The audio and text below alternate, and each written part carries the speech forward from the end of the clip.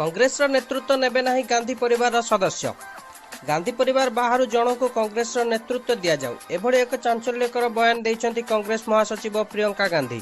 एक गणमाध्यम साक्षात्कार से कहते जे दल को निज रास्ता खोजा आवश्यक। एथिसह मध्य तांको ऊपर होइतिबा राजनैतिक आक्रमण जोगु तांको पारिवारिक जीवन रे किपरि प्रभाव पकाइतला से विषय मध्य से मत रखिथिले। भरपूर समर्थन सह डेमोक्रेटिक पार्टी राष्ट्रपति प्रार्थी हेले जो बिडेन। आगामी नवेम्बर 3 तारिख में निर्वाचन में डेमोक्रेटिक पार्टी तरफ नामांकन स्वीकार कर राष्ट्रपति प्रार्थी जो बिडेन। 50 राज्यर ऑनलाइन भोट माध्यम मिलता जबरदस्त समर्थन पर यह बड़ उपलब्धि बोली से कहते।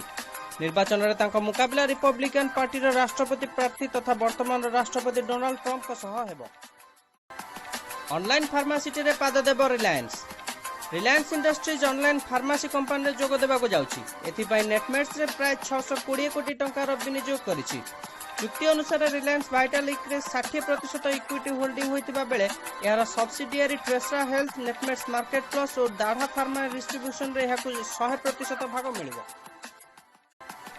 चाकरी पई एबे देबाक हेबो मात्र गोटिए परीक्षा मिलिला कैबिनेट रो मंजूरी। आज कैबिनेट बैठक में अनुष्ठित एक बैठक में निया निष्पत्ति केंद्र सूचना एवं प्रसारण मंत्री प्रकाश जावड़ेकर सूचना देते जे चाकरी आ परीक्षार्थी को एकाधिक परीक्षा देवाक पड़ो ना। सूचना अनुसार देश में 20 भिन्न भिन्न रिक्रुटमेंट एजेंसी एवं गोटे मात्र प्रवेशिका परीक्षा द्वारा ही उपयुक्त प्रार्थी चयन करेंगे, जार नाम रही national recruitment agency common eligibility test. तेबे यार मेरिट लिस्ट वैधता मात्र 3 वर्ष जाए रहिबो बोली सूचना मिली। आतंकवादी को सहयोग करने अभियोग रे डाक्टर गिरफ।